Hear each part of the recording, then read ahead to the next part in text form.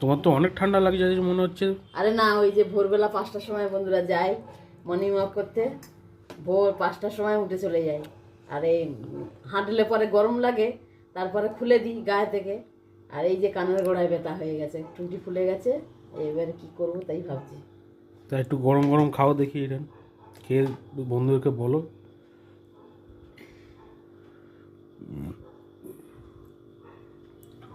আর খোসা শুদ্ধ খেয়ে নিচ্ছ কেন? না না, কিছু বুঝতে কেন, ফাটাফাটি, কতটা ফাটাফাটি?